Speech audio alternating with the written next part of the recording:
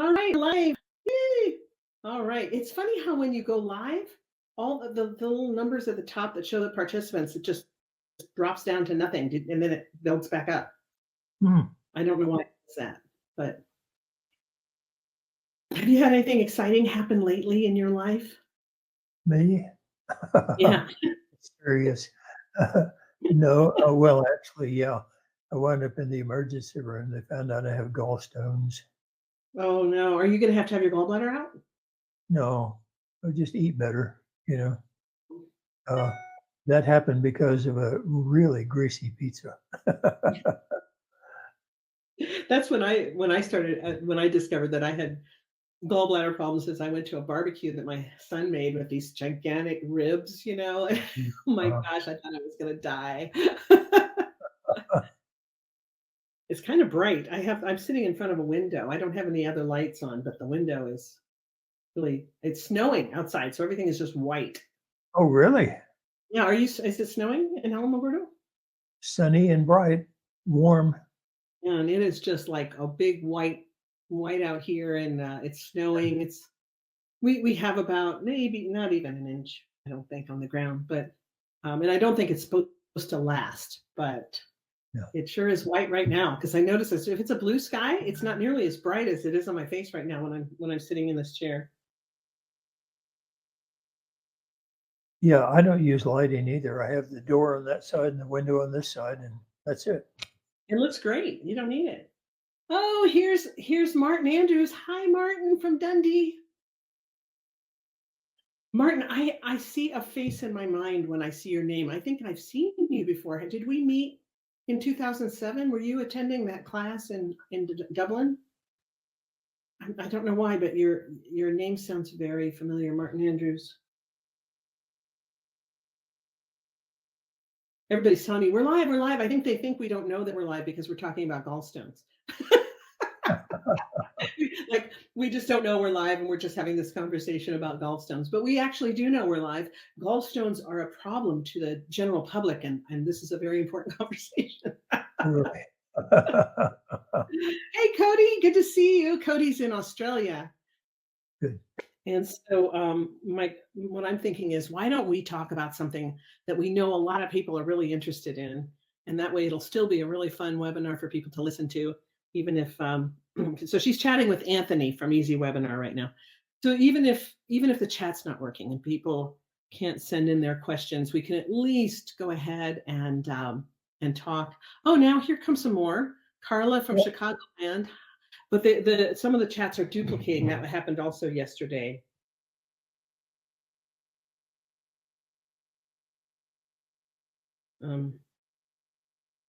Okay, so we won't let tech issues get us down. I'm going to ask Pavel.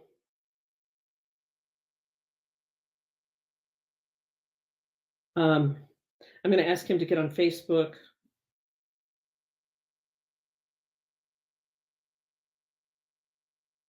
I'm going to ask Pavel to see if we're live on Facebook.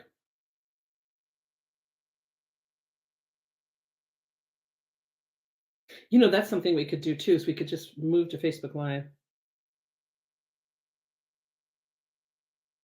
Okay. Because if we are live on Facebook, people could share their questions there. Oh, yeah. Mm-hmm. Okay. Hi, Rhiannon. Oh, yay, it's working. Rhiannon says, oh, it's working. And there's Maggie Lemons. Hello from Georgia. Maggie, I haven't seen you in forever. So good to see you. Here it comes. Tom Melendez. Hello. Greg says, I'm saying hello. Rhiannon says, hello, Lori and Lynn and everyone. Yay, it's finally working. Mary says, it's working for some people. Well, let's hope that it keeps working. Meanwhile, Lynn, what do you think about the balloon, the Chinese balloon? Do you have any thoughts? Oh, I think it's ridiculous. First of all, I think about 2 weeks ago, they tried to sue someone, a U.S. citizen, for taking secrets, taking technological information from China to the U.S. Where did they get all that technological information? We gave it to them. And, back in Clinton era, we were just giving them everything we had. And now then, somebody brings a bit of information back and they want to put him in jail. And then they send a balloon over, traversing across the U.S. that's guided. It's not open to the wind. It's guided, and has cameras pointing down, high def cameras. And all of a sudden, you shot down our balloon. Well, yeah, you invade our airspace, we shoot down your balloon. Yeah. Oh my And gosh. they're just acting like, well, it's so horrible what you've done. Well, don't send any more. Yeah, yeah, that's okay. We good. Susan says we can hear and see you guys. Susan from Lafayette. Hi from Nebraska. Um, and then the guys from the F-22 Raptor had a blast bringing it down, says Arnaldo. Hello from Cape Cod, Massachusetts. Tara hi, Tara. I hope everything's working for you now. She said, hello, everyone. Hello from sunny Arizona. Teresa and I, or Teresa and I, exchanged some emails. What are the limitations of med apps? Oh, Hugh asked, what are the limitations of med apps? That's really good. And then just a second, Greg from California, Deborah from Georgia, Jeff Davis from Florida. Hi, Jeff. Pavel's saying, hey, it's working better. Rome says hello. Silky says hello from Germany. Karen says hello, hello, hello. Hi, Ian from UK. Okay, good. It looks like, and Colleen from Dallas. It looks like it's coming in now. Tara says, yes, I'm here. Greg says, hello from Phoenix. I signed up for Lori's remote viewing years ago, but didn't complete it as I got busy with work. I'd like to get back into this. That'd be great, Greg. Blanca says, hello from California. Joy says, joy from the Mojave Desert. Rome says, hi from Albuquerque, right here in New Mexico, Lynn, another New Mexican. Christina from Argentina, hello. And Caitlin says, balloon equals distractions.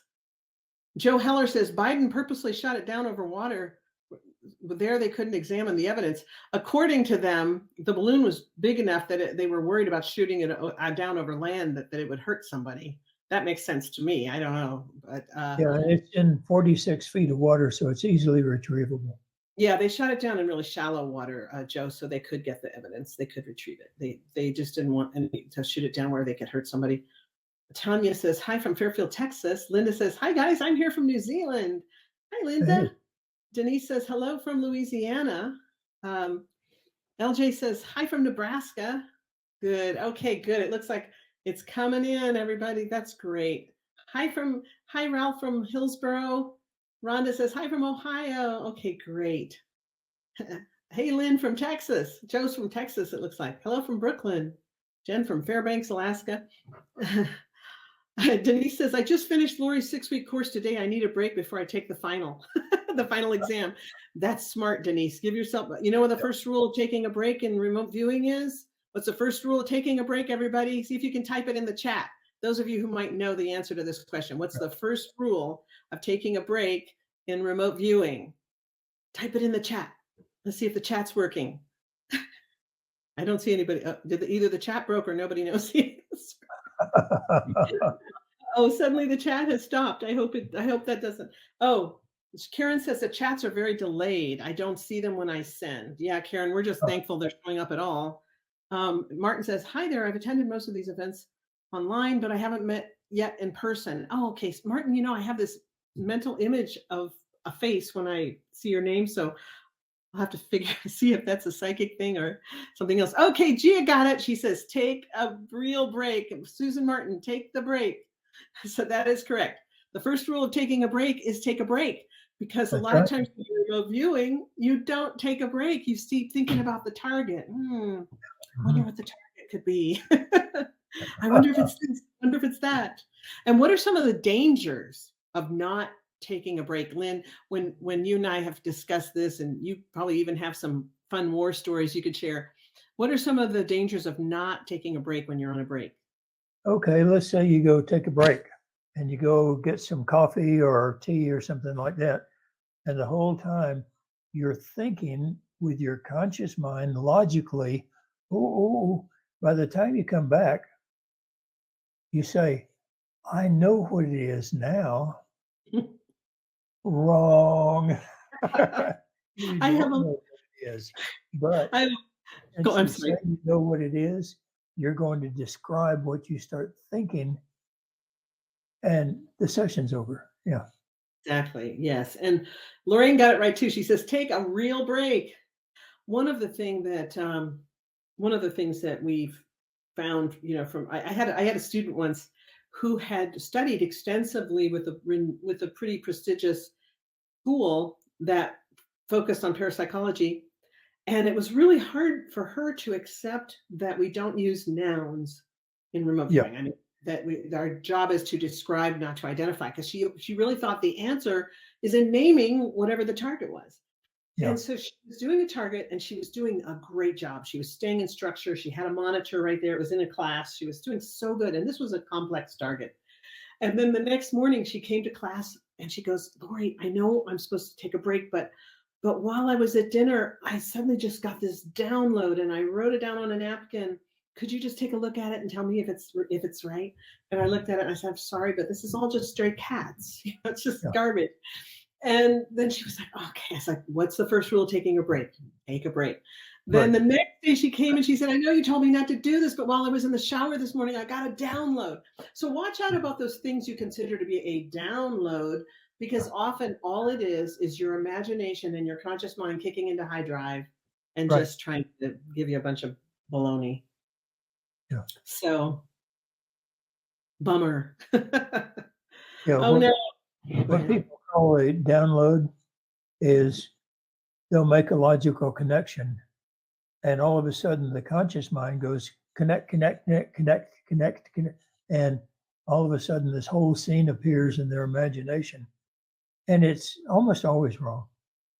Yeah, that's so. Arnaldo says, why is it said that our discipline has not progressed so much in theoretical terms? We know how it works, but there's no consensus on how. There's no consensus on how. What do you think, Lynn? Well, we're still, there are people still trying to find out how, but personally, now this is personal issue here, okay? I don't care how.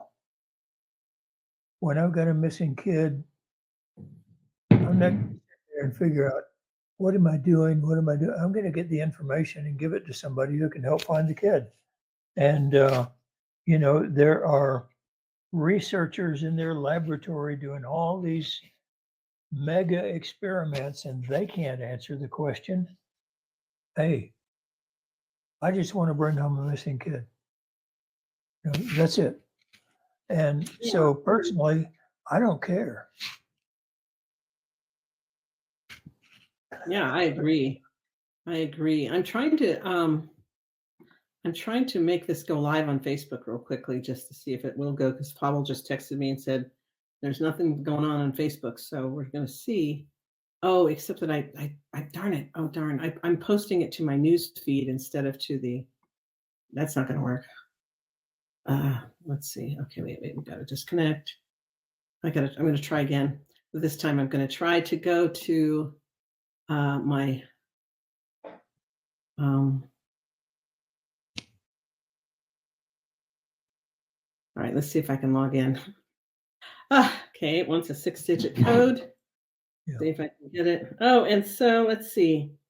Somebody asked, what are the limitations of medical applications, Lynn? How would you respond to that one? Arnaldo asked, from my perspective, or our perspective, who made the best progress in theoretical terms? I think that would have to be Russell Tart. He's a squeaky clean scientist, just amazing person. Anyway, what are the limitations of medical apps? A lot. The fact is that in medical apps, in CRV, you're not healing anybody. You're accessing them at their subconscious level and teaching them and persuading them to heal themselves. That makes it more permanent. because it gives them the experience of healing themselves, and they keep doing it. If they need that sickness and you heal them from it, they're just going to get sick again. But, you know, we can't grow parts back. We can't take a dead person and bring them back to life. We in CRV, the limits of the thing is the limits that the patient puts on themselves. Because in CRV, we try to get them to heal themselves. If they won't do it, then it doesn't get done. Yeah, that's so true. I'm trying to find this remote viewing with Lori Williams group so I can. Yeah, and that's a really important thing to know, though, guys, is that with med apps, the goal is to kind of persuade someone to heal themselves, and it's a pretty complex process in many ways, but it's so effective. We've had so many great results. You could share some of the stories of some of the people who've gotten healed. So many people we know, and some people are destined to die, and there's not, I mean, that's just their time. And we have a few people who have passed away but had serious illnesses and lived much longer than I think they would have if we hadn't done med apps on them. Some people who were literally like, help, so and so is dying. Do you remember Dan? Dan was dying several times. Oh yeah. Had a complete turnaround. And Phyllis, yeah. Her cancer went into remission, about 12 times, I think, from the CRV group. She would ask the CRV group, one time she was not predicted to live more than a day or two more. She came to the CRV group, asked for us to help, and the cancer went away. Something in her life kept bringing the cancer back, Yeah, and that's definitely something that I think the whole concept, we've talked before about, like, for example, winning the lottery. So you have $1 billion lottery, and maybe you do everything perfectly with ARV, but then I've always had that question, when it comes to both healing or winning huge amounts of money or things like that. Do you feel that destiny plays a role in all of this? Like, do we actually have a destiny? Is there somebody behind the wheel controlling this thing, and to some level, or at least maintaining it or keeping an eye on things in any way? And do we come here with an idea of what we're here to accomplish, and we have a certain checkout date? That's when our time here is done and we're moving on to something else. What are your beliefs about that, Lynn? My beliefs are, I see no difference between predestination and free will. The analogy of the pond of time. There are rocks in the pond of time, things that are going to happen, period. Nothing you can do about it. A comet's coming to hit us, going to hit us, all right? Nothing you can do about that. However, between now and then, you have the free will to do what you want. And, I've always likened it to playing chess with God. You can make some moves, you can capture some of his men, you can do some really neat stuff. He's going to win the game. Mm-hmm. Sooner or later, he wins the game. And you have the free will to guide wherever you want. But there will come that rock in the pond of time. Mm-hmm. I agree. That's always been my belief as well, that I've worked in healing for many years before I ever even knew about med apps. And my husband, who was a retired forensic scientist, is also a Reiki master. I had never heard of Reiki till I met him. He had never heard of remote viewing till he met me. But one thing we've learned is that, number one, people often carry illnesses with them for a reason. It's part of their life lessons, or like, let's see, we have a woman who continually faints. She loses consciousness, and it's really inconvenient, and she can hurt herself and hit her head and things like that. And she desperately wants to stop this problem, But then you discover that the only time she gets any attention is when she faints, and that she's desperate for attention. So sometimes there's underlying reasons for illnesses and for people holding on to them, and they don't want that to be taken away on a subconscious level. And the subconscious is much stronger than the conscious mind, even though we're not aware of that. And so that can really wreak havoc with things. And this is one thing about the CRV medical apps. There are physical illnesses, there are mental illnesses, there are religious and belief illnesses, there are conceptual illnesses. There's just it's not limited to disease and feeling bad. There are many people who are ill in many different ways besides the physical, and the medical apps in the CRV is capable of accessing all of them. Yeah. Douglas asked, is free will just an illusion? And I think I think that free will is a really interesting topic. It's a very interesting topic because when you think about it, I just saw a thing from David Attenborough. You know who David Attenborough is, Yeah. and he has fascinating posts on his Facebook page, and one of them was these ants who had been taken over by these parasites, and Yeah. they had like these worms coming out of their heads. They were like zombie ants who completely had been taken over by these worms. It was very creepy. And so we were like, zombie ants. Oh my gosh, there's zombie ants out there. And they talk about how if you have certain types of parasites in your body, that they literally can take over your consciousness and make you eat certain things that you wouldn't necessarily eat because they need that as the parasite. And that's kind of creepy. And I've read a lot of times where certain types of parasites can have a certain amount of control over your consciousness. And I was like, that's also very creepy. So Jennifer says we all have issues. But anyway, so it's like, does that mean we don't have free will if a parasite is making me eat a candy bar? Well, yeah, the devil made me do it, right? Yeah. So I don't know. I think there's a lot of aspects to free will. Yeah, free will, and there are governments that keep their people from having free will, and so it's not accurate to say, oh, everybody has free will to do whatever they want, because they don't. You may want to go out and do something evil to somebody who did evil to you, and yet don't do it. So there are all kinds of things that would curb your will. You watch TV and the commercials. Between the commercials, the shows, there's product placement.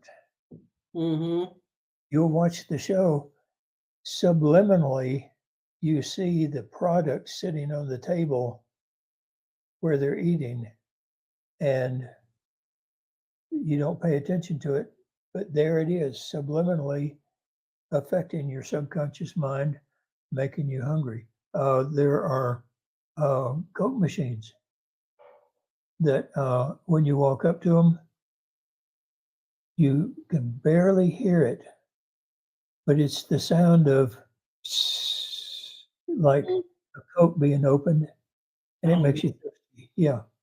And but that's somebody else's free will taking over yours. Yeah. So subliminal messages are are also taking over your free will, like Lynn just mentioned. And also, I did hypnosis for 14 years. We had a successful hypnosis business in Amarillo, and I would have people come in who had tried everything to stop smoking, and coming to me was always a last resort, and 3 packs a day, and they would stop like that with the right hypnotic techniques. And so was I taking over their mind? No, they had a conscious desire to stop. But what had kept them from stopping before, even though they really wanted to stop, what kept them from stopping? And then what made them able to stop once they had hypnosis, like one hypnosis session, this stop. So, these all, to me, these all are questions of free will. Oh And yeah, because we have two parts of our mind, we have the conscious mind and the subconscious mind. That right there can wreak havoc with free will because sometimes they're not in alignment. that's right. Yeah, and there's the reality of the physical world uh, taking your will. You want to walk through the wall, you can't do it. You're going to have to use the door. You know, and so there are restrictions and all that. Uh, you want to get into the other room. Hey, you've got to use the door. You can't do it any other way. And yeah, That's really, Arnaldo said about, when he was asking about theoretical, they say that our discipline hasn't progressed so much. Arnaldo, I don't think you've taken any of my classes. I could be wrong. Correct me if I'm wrong. Forgive me if I said that and it's not true. But one of the things I'm noticing on the Facebook comments and different things is people make these statements that are completely based on assumptions. yeah, Like I had a guy recently say, "Well, how come nobody knows about this?" Or people will say, "Well, how if X is true, then why haven't we seen Y?" And I'm like, just because you haven't seen Y doesn't mean that Y isn't there and isn't happening. It's just not. It just hasn't come into your awareness yet. And that's the thing is that people make assumptions that if I haven't seen it, it doesn't exist. It's like I've never been to Georgia, so therefore Georgia doesn't exist. right. And it gets kind of a little bit silly to me, and it gets me kind of irritated because it's like, why do we make assumptions? You read one article and you base everything on that, or you haven't seen a certain thing, so you make the assumption that it's never happened. Why hasn't a psychic ever won the lottery? How do you know a psychic hasn't ever won? You know what I Right. mean? It's just one of my pet peeves is that, and one of the things that CRV, if you take, the reason I said, have you ever taken a class is because one of the things that CRV teaches you, it's very humbling because it teaches you that a lot of your assumptions are wrong. A Yeah, lot of our conscious assumptions are incorrect. And a lot of the labels and the judgments we make, incorrect. And then, I mean, when I started CRV and I met Lynn, and Lynn was the perfect teacher for me because I was coming from a really Christian background. And Lynn was raised as a Baptist and was a Methodist minister. And so he was the perfect guy because he was very compassionate. And I was kind of stumbling. I was like stumbling along, crawling along with a lot of fear. I don't want to displease God, and that kind of thing. But one of the thing about CRV is it showed me a whole world of things that I had never come into my awareness in any way. They weren't part of my lexicon or my conscious awareness. CRV has completely opened up my belief system, my world. mhm, But if you had asked me 40 years ago what I thought about UFOs, I'd be like, there's no such thing. There's no such thing as UFOs. There's no such thing as aliens. There's no such thing as reincarnation. There's no such. The only thing there is God and Jesus and the devil. right. That was, and so so that's the thing is we live and we grow and we expand. So what I ask you all to do is keep your mind open that certain things that you believe are absolutes may not be true necessarily, That's or right. there may be more to it than you ever conceived of. Because I believe that our discipline has progressed phenomenally, phenomenally. We have Yeah. viewers doing things that no one ever imagined a remote viewer could do, Oh yeah. but we don't necessarily advertise those things. And this is one of the things, when I said religious illness, um, um, I was raised in the Deep Baptist Church. God will forgive every sin. God will forgive you a million times and all that. But you dance with that girl, you're going to hell. And um, it took me the longest time with all of the psychic experiences that I've had to finally realize if God gave you a talent and you don't use it, that's the sin. Hmm. No matter what the church says, no matter what the preacher says, God gave you a talent and you don't use it to help people. For me, that's the sin. Yeah. I agree. I so agree. I had a funny thing happen once. I had a guy had made an appointment to come see me working as when I was doing work as a medium. And then I got a message from him like 15 minutes before the appointment saying, I have to cancel the appointment. He left a voicemail. So I immediately, I mean, I saw the voicemail pop in and I immediately dialed the number back and got his voicemail because he didn't want to answer. And I just said, hey, I just want you to know that I'm totally okay if you want to cancel your appointment. If the reason you're canceling is because you're worried about displeasing God, I just want you to know I was a missionary for 20 years and the Lord showed me that I have to use this talent to help people. And he Yeah. immediately called back and he said, yes, you're right. I'm coming. So he came and had an amazing visit with me. And so it's a lot of times we hold ourselves back because of fear. And I certainly was Yeah. there. Mhm. But oh, I wanted to. There was a great question here that Valerie asked. She said, "What's the difference between aesthetic impact and bilocation?" That's a wonderful question, and that's a true CRV question. Yeah. Well, like the difference between oranges and cows. Yeah. Uh, Aesthetic impact is where you um, are no longer actually doing depending on the structure. All of a sudden, it's like you're there. Okay. You can look to your right, look to the left, and all that, and get perceptions. Now, that's knowledge wise. Okay. You feel like you're there. Bilocation is when you your all of your senses, besides just your feeling, uh, wind up experiencing the sight. And bilocation is in 2 degrees. One, bilocation is where your mind is at the target and at your paper at the same time. And you can get perceptions and write it down. And that's more aesthetic impact than anything else. The true bilocation is where your senses, everything in you is so focused on the target. You don't see the paper, you don't see the room you're in, you don't see your monitor. The monitor talks to you, you don't hear them, everything. You cannot tell that you're not standing right there in the middle of the target. It's total realism. And up until that time, even what Ingo called the bilocation, where you're at the target and at the uh, uh, at your desk at the same time, that is still aesthetic impact, just very strong. Yeah. But the minute you get to the bilocation, uh,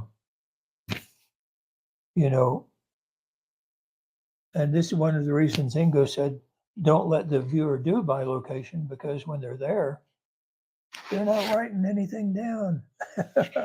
They come back and they give you a vague summary of what they experienced. Now, I want to share from a slightly different perspective because I'm Lynn's student, right? And I've taught a lot of students since then. And I've also had the benefit of kind of being an observer these past 26, 27, going 27 years of watching interaction between a lot of the military guys and good friends with Mel Riley. Oh yeah. And took some classes with Joe McMoneagle and had some great conversations with him and things. A few conversations with Paul Smith, fewer than the other guys probably, but and then I got to meet Tom McNear, who was Ingo's first student. Oh, And yeah. Tom and I were talking, and I had this event happen to me during a remote viewing session that really threw me the first time it happened, and then it began to happen regularly.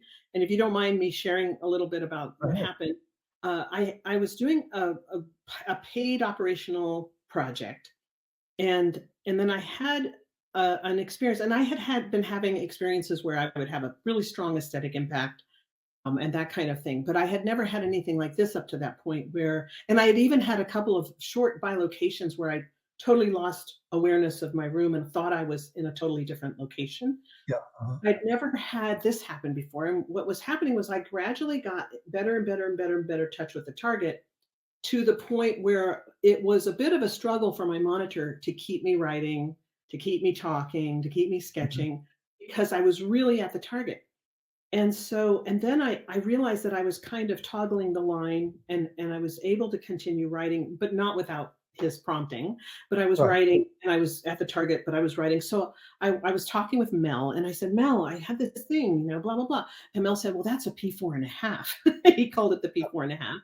And so then he explained all that to me. And then I came to you and I was like, Lynn, how come you never explained to me what the P4.5 was? And you were like, well, we had this whole conversation about that.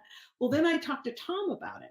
And Tom said, well, actually, that was Ingo's definition of bilocation, because bi means two, and part of you is aware of sitting in your chair, Right. and part of you is at the target. And he said, Ingo loved bilocation. And I said, oh, I thought Ingo didn't like bilocation. He said, no, what Ingo didn't like was when the viewer was no longer bilocating, but was 100% at the target and had Yeah. completely lost awareness of sitting Yeah. in their chair. And he said, that's actually not bilocation, because you're only in one place. Your head is in that other, is at the target. He said, then that's when they would stop reporting. He said, so Ingo liked it when they were in two places at once and aware of being in both places, because That's then they right. could better info. And I was Well, like, oh, okay. when you're totally there, that's what we call perfect site integration, PSI. Yeah. Yeah, so perfect site integration, even though Ingo didn't care for it, because the purpose of CRV and what he was getting paid Oh, he for. loved it. Yeah, Anybody who experiences it loves it. exactly. It's the Yeah. most exciting thing. And the intel you get from that is Oh, yeah. phenomenal. At least it was the times I've done it. It was just phenomenal. And Lynn, you know how you and I've discussed before out of body experience. And you said something really fascinating one time. You were talking to me about how bilocation, I'm sorry, out of body experience is seen through the eyes of the subconscious. And therefore, some of the information that people gain, if they aren't doing CRV and they leave their bodies, that it's actually kind of a little bit distorted, because the subconscious mind sometimes sees things differently. Differently. Yeah. Yeah. And what did you mean by that exactly? Like how is it, how can it be distorted when you're doing an out of body thing? Um, it can be distorted by uh, your subconscious seeing things and trying to tell you what it's seeing by using experiences that you've had. Okay. Mhm. Someone asked me about, I see aliens. Does that mean they're really there, or am I imagining things? And I said, wait a minute. There may be somebody there, maybe an alien there, invisible to everyone, and yet you see them. You see them because your subconscious gives you a picture of what you think an alien looks like and shows you that picture. That's why nobody else can see it, but you can. And so, is it your imagination? Yes, but that doesn't mean it's not there. Yeah. Right. Yeah, and that's the thing too, is that reality is different for different people. I just want to make a quick comment. Gia says when you're bilocating, you're visible at the target. No, Gia, you're not. Not when No, you're doing CRV and you're bilocating. You're totally no. you're But in out completely. of body, yeah, in out of body experiences, you can be seen at the target. Yeah. Yes, if you're having an out of body experience, you can be seen at the target. I know Yeah. there's lots of documented cases of that. Yeah. But when it comes to remote viewing, it's if you're doing it correctly, you can have a complete bilocation experience and you're completely undetectable. That's That's right. what that's what made it such a great tool for military intelligence. Yeah. Um, and then let's see. Yeah, perception is subjective. Oh, Don asked, when you're at the target, can you move things? That's an interesting question. We haven't found out how to do that yet. Right. Let's leave it at that. That's it. And then The key word here is yet. um, Delphina said names have a numeric code. Names were changed in the Bible, so it's dialing the wrong number. People don't call. Oh, I don't know. I don't know what that is. I'm not okay. That's not really a question. Um, okay. Oh, Carla says, I have a basic student question. This has happened a few times now, when I'm feeling the ideograms, I stumble on what they feel like, so I make a guess and I end up messing up most of the session because it's not the right gestalt. I hope that made sense. Yeah, it made sense, Karma. My question is, if I can't get an immediate feeling with an ideogram, should I be guessing or am I allowing the president to take over at that time? I love that question. Yeah. How would you answer that? I know how I would answer it. My take is the reason I think Lynn's asking me how I would answer it is because my take on the feeling component has grown, has amplified. It hasn't changed, it's just grown. So in the teaching that I have and what I've taught for the past 22 years is that it's a formula. The motion that your pen makes as it does the ideogram, you touch it and you get a tactile feeling component. And the feeling component throws people way like just, I don't get it. What am I supposed to do? And it threw me for a number of years. I didn't get it. And so when some of my students would say, Lori, I'm really struggling with the feeling component. Lynn might not approve of this, but what I would tell them sometimes is I would say, okay, I had a hard time with it too for a number of years. And but I didn't want it to hang me up and keep me from doing the rest of my session. Right. So what I finally started doing is sometimes I'd touch it and I'd literally hear in my head smooth and I'd go, okay, I'm going with smooth. Sometimes I couldn't get anything. So I'd say, well, come on, I've got a finger and I'm touching this ideogram. How does the paper feel under my finger? Or how does it feel under my pen? And I would literally give a physical response. And it wasn't anything psychic. It was just like, well, it feels a little bit bumpy or, it feels a little bit sticky because that's the pen on the paper. Then I met Tom McNear and he said, well, what about feeling it as it's happening? So as the pen, like he said, does it have like a fluid feel as you're doing it? Or does it feel flowing? Or does it feel like it's kind of halting as it's going across? How does it feel as the ideogram is coming out of your pen? And when I started paying attention to that, I overcame my problem with water. And I had a real hard time getting water in phase one because it would just never show up for one thing. And then, but then when I would do it this way, because he was saying, well, water can show up in so many different things. He says, my water often shows up looking like a man-made going across and down because it's a waterfall or something, So I started doing that. And I found that it was really helpful when it came to anything with water at the target. However, I found that I can't use that way when there's multiple gestalts in a line, or when I'm doing highly complex targets. Then what I can now call the Lynn method works for me so much better. And when we were working with Tom, and Tom gave us a bunch of targets to do, I nailed every one of them using his method, or maybe it's Ingo's method, I don't know. But anyway, using whatever Tom explained to me worked 100% for me. And 0 for my husband, who's the retired forensic scientist. He goes, well, I like Lynn's method. This doesn't work for me at all. So, so what I have started doing now is if I have a student who's really struggling with the feeling component, I'll say, well, how about if you try this? And then I explain doing it the other way. And usually that fixes it. And they go, oh, this is great. This works for me so much better. But I don't always introduce it immediately because it can be confusing if you're saying you could do it this way, but then you could do it that way. It's just, especially when it's such a lot of information to get hit with, on day one as it is. We don't want to make it more complex by saying, and then on top of that, we've got an extra way to do things. Yeah. So, one of the things that is very hard for people to understand, especially at the beginning, is that the ideogram is not the target. The ideogram is a concept that your subconscious mind is telling you, and it has a shape and a feel. Okay? It may feel slick. That doesn't mean the target feels slick. It means the ideogram feels slick. It may be rough. That doesn't mean the target's rough. The ideogram is rough.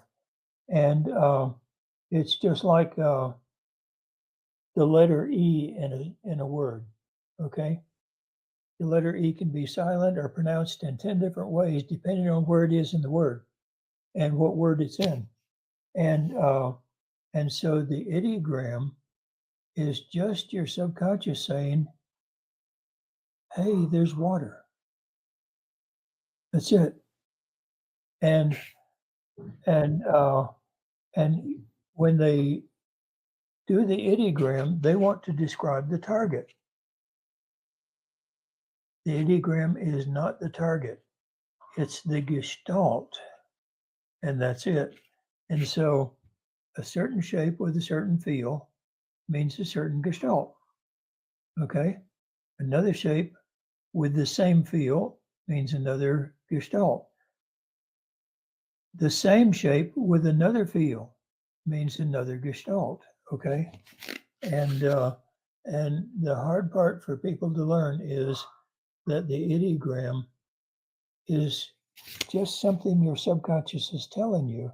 It is not the target. Exactly. That's so important because I love what you say in your manual, Lynn. Lynn has a wonderful manual that someday I think is going to be, dipped in gold and put in a museum or something at some point. They wanted it Rice. They're putting it in their archives. Yeah. Oh, that's so great. The thing about the manual is there's a point at which Lynn said, what was it you said that just used to crack me up? All of a sudden it just vanished from my brain. What was the last thing you just said? You said you were talking about the shape and the feel. Could be a different thing. I'm totally Yeah. sorry. I just forgot it, but it was something you said. Oh, you said we all want to be master psychics and get the target on the first half of page 1. That's Yeah. what you said. He said, come on, let's admit it. We all want to be master psychics and we all want to That's get the target completely on the first half of page 1. And that is so true, though. Human nature is such, and our ego is such. It's like, I want to be super psychic and I just want to get it all right off the bat. And so one of the hardest things I think as a teacher who's now taught thousands of students is that it's hard to get students to hold back a little bit and just go ahead and embrace phase 1 and let phase 1 create the foundation for your session and just let phase 1 be phase 1. It's kind of like let the kid be a kid, right? Don't you can be an adult right away. Let phase 1 be phase 1. Phase 1 gives you the gestalts at the target, but they are not the target. They just are the gestalts. Right. And then you build on that foundation that you create. One time I had a guy, Lynn actually asked me to write this guy. I didn't know him. But remember, Lynn, we were doing kind of like a pilot program for some test things we were doing. And we got in touch with this guy who had 40 sessions in the database, and he had taken advance from you like 10 years earlier. And I said, could you send me your best session, like a really good session? And he sent me this session that made no sense. It was just like, just words on a page. And I said, well, where's phase 1? And he said, oh, I never cared much for phase 1, so I just don't do it. I was like, oh my gosh, no wonder his session doesn't make any sense. But I got it. With stage one, let's say you get water, man-made, and land. That has automatically formatted your whole session, given it organization. You say, oh, describe the water. Now describe the land. Now describe, and then when you write your summary, you can say, the target has these gestalts, okay? And then you describe each one of the pieces of the target. It gives your viewing structure all the way through. And some people don't like, stage 1. They don't understand the Enneagram. And the trouble is, once you get into stage 6, it's almost all Enneagrams. 3-dimensional Enneagrams, 4-dimensional Enneagrams, and so on. So if you don't learn the Enneagrams in stage 1, by the time you get to anywhere else, like you say, it's all garbage. Yeah. Yeah. Some people are texting in questions. One is, Lynn spoke about conversations he had with Bob Monroe about OBE, and he said Bob talked about negative energy or entity that would run into, but Bob didn't write about it. Can Lynn describe? That would lead to what? Bob Monroe said that sometimes he would run into negative energies. Yeah. Mm-hmm. Yeah, he actually does talk about, I think, doesn't he talk about it in one of his books? I've read all of his books, and it seems to me that he did mention. Yeah, we talked about it. Yeah, we talked about it when I visited up there. Yeah. And, his idea mainly was to just avoid it, back out of everything and all that, which is a safe way to do it. My way to do it is don't back out until you've tried, until you've tried righting whatever's wrong. Many times when you get to a person, you'll find that they do have some evil attached to them. Help them get out of it. Help them separate from it. Then if you can't, back out. Okay. So, but that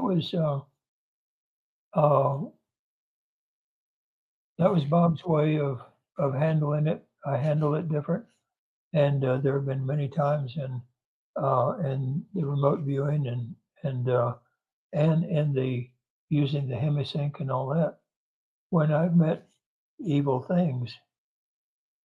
But hey, walk into Walmart, you're going to meet some evil things. You're going to meet some evil people in there, and what do? Do you run out and not buy groceries? Yeah, that's that's really true. That's a great analogy. I love that. Yeah, fine. Yeah, in fact, Lynn, I think that Walmart has served us well because I remember when you finally used Walmart as an analogy is when I finally figured out what you were talking about with time. I don't, Lynn, every time I go to a class, I go, Lynn, could you explain time once more? And finally, on like the 10th class, he gets on the flip chart and he's like, okay, imagine that you're here and we're all going to go over here and meet at the restaurant, but you decide to go off to Walmart. Do you remember? You decide to go to Walmart. You're moving through a different direction in time. Anyway, it was pretty fun. Let me. Tara said that I think Men Who Stare at Goats might be about CRV, and then Glenn replied, I think it was about remote influencing. Excuse me, I sneezed. About remote influencing. Actually, Men Who Stare at Goats was based on the book Men Who Stare at Goats, which was not a funny book at all. It was compiled from a number of interviews. You got interviewed for that book, didn't you, Lynn? Oh yeah, yeah. And the purpose for the book, The Men Who Stare at Goats, it was sponsored by the psychops who were out to make the U.S. government look like they were just wasting money on stupid stuff and to ridicule what we did and what the 1st Earth Battalion did. And so it wasn't done in a funny way. It was done in a very accusative way, and that was the purpose of the book. Now, when they made the movie from the book, almost none of what's in the movie is actually in the book. And the movie took a scenario, a plot that never happened, and inserted all of the things that did happen into that so that they could put 20 years of people and experiences into a single story that would last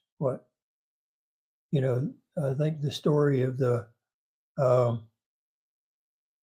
scenario for the movie lasted a couple of months. That's it. So they packed real stuff into a fake scenario. But the book wasn't funny at all. Ooh. There's a sound. Okay, it stopped. Okay, then I just want to make sure I've gotten all these questions. Think.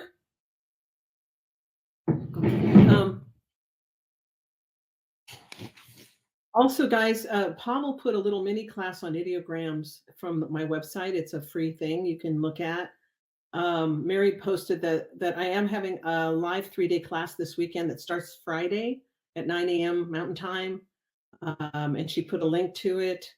And then she put a link to Lynn's courses at crviewer.mykajabi.com. She's got a link to Lynn's website, my website.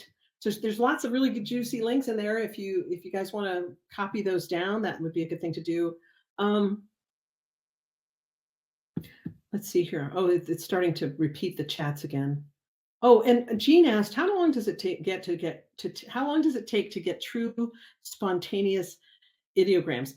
Jean, when the very first time I sat down with Lynn, taking my very first basic class, I started my first session and I did the coordinates and I did an Enneagram, and Lynn said, abort. That was too contrived.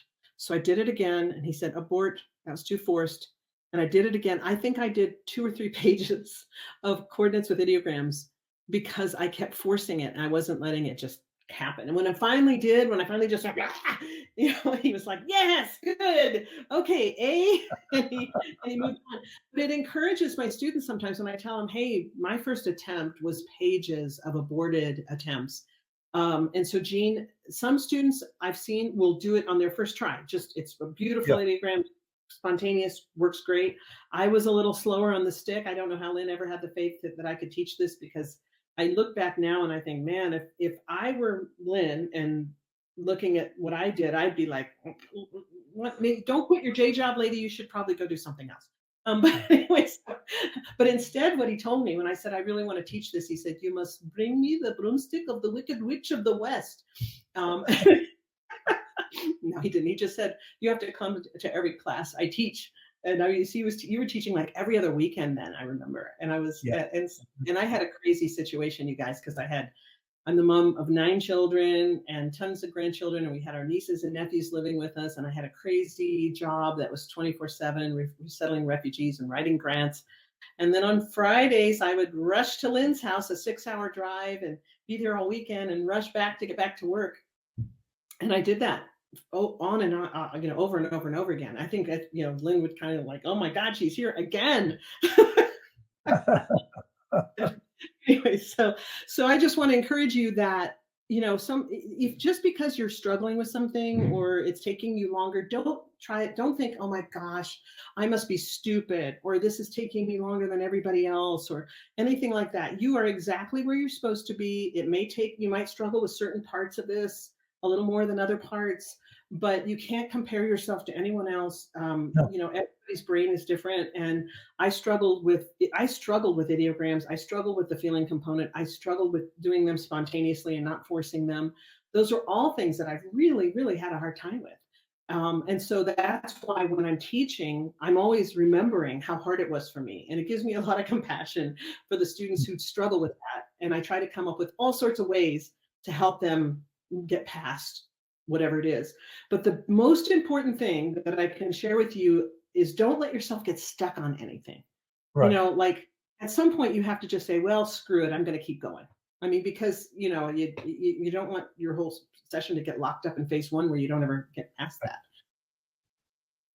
Yeah, So and one of the things about, the Enneagram, if you take the coordinates and you even feel like you know what the Enneagram is going to be, abort.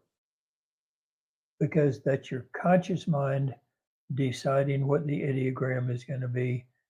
And your conscious mind is not psychic. Your subconscious is. One of the things that I've done with some people is I will give the coordinate and ask them a question about their car, something like that. And, 90904 or another, hey, did you have a flat? And they look up and their hand goes like this on the paper while they're thinking, my car, and their hand goes like that on the paper because their subconscious is now given the Enneagram. Yeah, so that's now Arnaldo asked, how can we work on the lack of fusion, the phenomenon that Ingo described? We get fragments, sometimes very detailed, of the target, but never the general gestalt of the target. Arnaldo, you have to take a CRV course because number one, there's 2 things I want to share about this. One is that Ingo himself, in his papers and in his discussions with his family that have now been shared with us, Ingo never expected CRV to stay in its beta format that he created working with the military.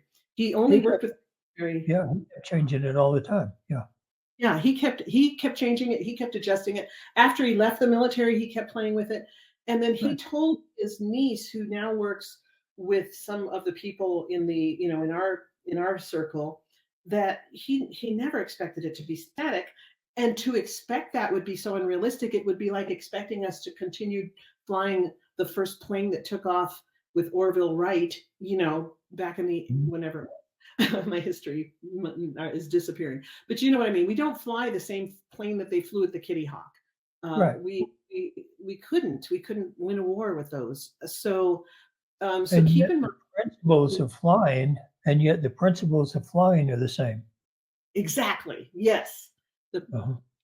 Yeah, that's great. And so the thing that I want to share is that, Arnaldo, if you were to take either Lynn's course or my course, because they're both pretty much the same, if you were to take either one of those courses and learn the structure of CRV and really stick with it, it takes a ton of time and work. Admittedly, it's a martial art. And so to get to a black belt, you have to work pretty hard. But if you could see the type of operational targets that are now being worked by viewers and the type of things that we're doing, the pages of information and everything, you wouldn't even need to ask that question because it's no longer true. I hope that Mhm. helps about the lack of fusion. It's not a problem anymore. Um, let's see. And then also, Jean says, okay, I'll try anything. Galua says, thanks for this interview. Um, yeah, Mary, did you put a link to the free class? That helps everybody that hasn't ever tried it. The free class is it's helpful because the free class gives you the equivalent of half of the first day of my Yeah. of either one of our free course. I mean our 3-day courses. If you were to take a 3-day live workshop for basic CRV, the free class is like the first 4 hours, and it allows you to do a basic target, like a really preliminary target. And the reason I did that was because if you can try it yourself and do a preliminary target and have success, then you go, okay, now I know what this is like. I know what the teaching style is. I understand that it's structural, and I know that I can do it because I just did it. And so that was my purpose for creating that free class. Mhm. And so and to answer your question, Glenn, that's very individual depending on the viewer. Right. The question is how long does it take before your subconscious starts giving you ideograms? How often do you practice? That's That's it. Yeah. Mhm. Yeah. uh, And in the beginning, you decide, you know, this is man-made, this is water, and so on.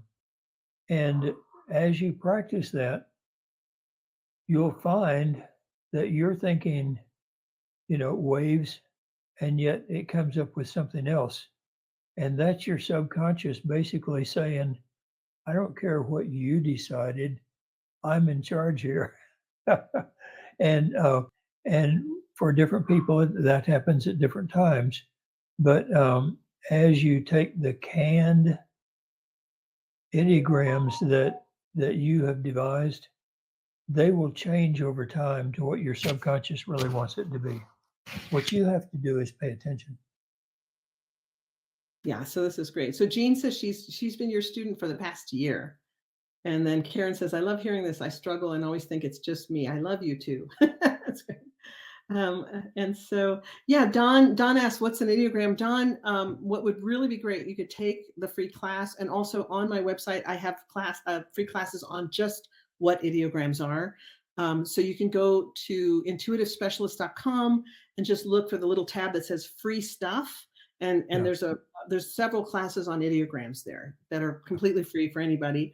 Also on Lynn's website, Lynn instilled in me as his protege, I guess you could say, just the idea of being generous with students. And that's why there's so much free stuff on both of our websites. And on Lynn's website, he has free resources tab.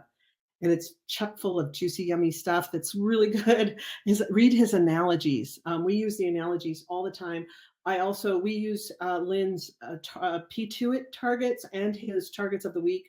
All our students use them all the time, and they're just a wonderful resource. The targets that are actually posted, I have a ton of targets that I use for all kinds of things, but the targets that are free on my website that are at the bottom are great if you're just starting out. They're real simple photos, just one photo, no captions, nothing. Those are great if you're just getting going. But once you get past a certain point, those are crap. Sorry. Those are pretty crappy targets. And you're much better off going to Lynn's site and using his free targets on his site. But also, guys, if you haven't ever read Lynn's analogies, the analogies and the where did you get those analogies, Lynn? Did you make those up or did you get those somewhere? I never asked you that. I made them up, some of them, and others. I've got more to add too. One came up last weekend on the webinar, and I was trying to explain something, and I came up with another analogy. Your conscious mind is driving the car, right? Mm-hmm. Your subconscious has the map telling you where to go. You're driving the car. Do you keep looking over at the map, taking your eyes off the road, say, oh, I don't think you're right, No. Let the guy with the map tell you where to go. And you pay attention to the road, which is the structure. That's right. It has to pay attention to the road structure. That's Yeah. a beautiful analogy. You gotta write that one up. Did you make up the rock in the pond of time? Yeah. Mm-hmm. How about the blind guy on the street corner? Oh yeah, that too. And Joe's Bar and Grill. Yeah. Oh, and what about the guy in the dark room with just a pen light flashlight? Oh yeah, I made that. Yeah. So guys, these analogies are Lynn's stroke of genius. Totally worth reading. Also, if you are a remote viewer, or if you're thinking about becoming a remote viewer and you want just free information, I have 10 years or 12 years worth of blogs on my website. Not all of them are, remote viewing tips, but a lot of them are really good remote viewing stuff, like what the role of sound in remote viewing, what to do about displacement in remote viewing. There's tons of blogs on my website.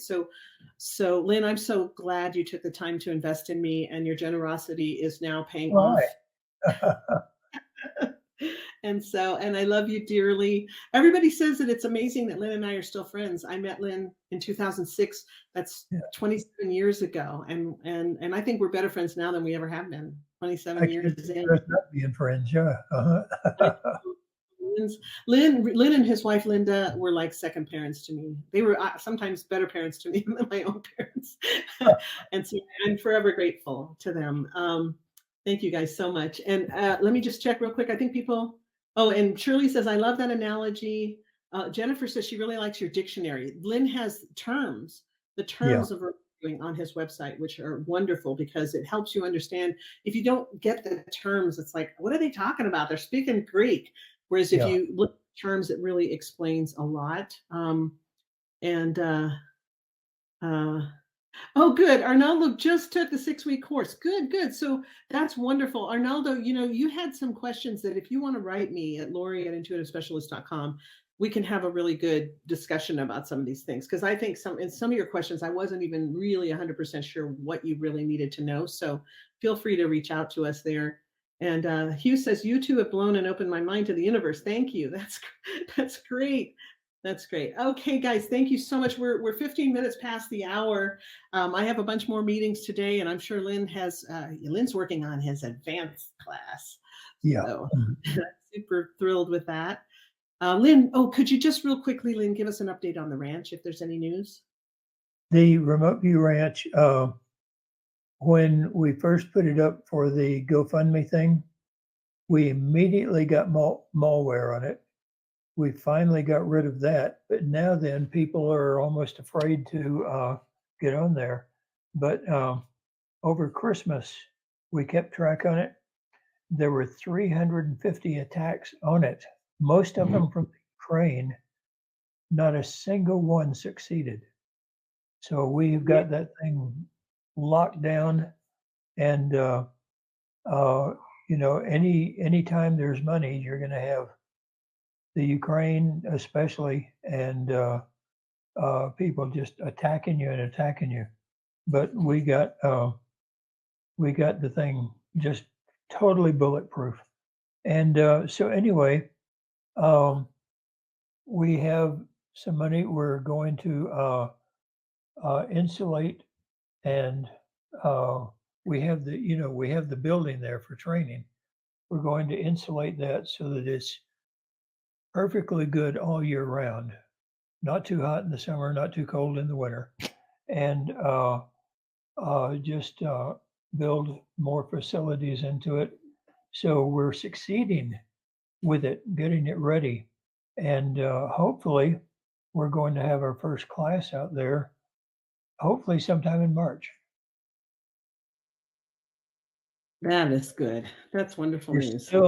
We're still, however, needing money. It amazes me how expensive everything is. It's just amazing. Okay, so it looks like to me remoteviewranch.com. I'm going to try again. It's saying it's man, Easy Webinar's having some problems. I definitely have to get a different webinar thing here. I just want to really quickly put in, if I can, I have to stand up to do it though, because I can't type at that angle. There we go. Oh wait, no, that's okay. No, that's not what I wanted to put. That's my website, guys. But if you go to the website, and if you want to take the free class on there, that is a way to do it. Just go to intuitivespecialist.com and you'll see the free masterclass link right there, and you can just click on it. And that's for those of you who have never tried CRV and just want to try it, see. And thank you guys so much. Lynn, thanks so much for your time. Thanks for. Thank you. I enjoy these. Yeah. I really do too. They're lots of fun. I look forward to them every month. When is our next one? Our next one is March. Is it March 7th? March 7th, a month from today. Yeah. Tuesday, 7th at noon. Same time.